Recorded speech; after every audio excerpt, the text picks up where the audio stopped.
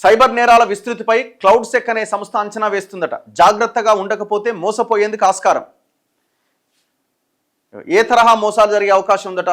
గత ఏడాది మాదిరిగానే వాట్సాప్, ఇన్స్టాగ్రామ్, ఫేస్బుక్ తదితర ఫిషింగ్ మెయిల్స్ను పంపి బురిడి కొట్టించే మోసాలు ఈసారి కూడా అధికంగా జరగబోతున్నాయి. అందుకే అవసరం లేని చెత్త లింకులు ప్రతిదాన్ని ఓపెన్ చేసుకుంటూ వెళ్ళామనుకోండి, ఫేస్బుక్లో కానీ ఇన్స్టాలో కానీ వాట్సాప్లో మీకు ఒకవేళ మెసేజ్ రూపంలో వచ్చినాయి కానీ, ఊరికే అంటాడు వాడు, మీకు ముద్రా లోన్ 9,50,000 రూపాయలు మీకు అయిపోయింది, మీరు వెళ్ళి డ్రా చేసుకోవడమని ఒక మెసేజ్ వస్తుంది, దాని కింద లింక్ వస్తుంది, అది క్లిక్ చేసినామా అయిపోయింది మన పని.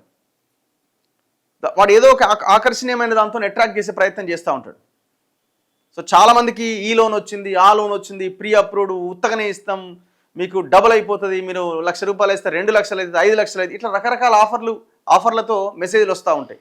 వాటి జోలికి వెళ్ళొద్దు. ఇన్వెస్ట్మెంట్ స్కామ్ యాప్స్ అట. ప్రముఖ కంపెనీల పేరుతో యూట్యూబ్, టెలిగ్రామ్లలో నకిలీ యాప్లను సర్క్యులేట్ చేస్తారట. అంటే యాప్ అసలు నకిలీ యాప్ అనమాట. సో దయచేసి అలాంటి యాప్స్ని, ప్రతి ఒక్క యాప్ డౌన్లోడ్ చేసుకుంటూ వెళ్తే మోసపోతాం.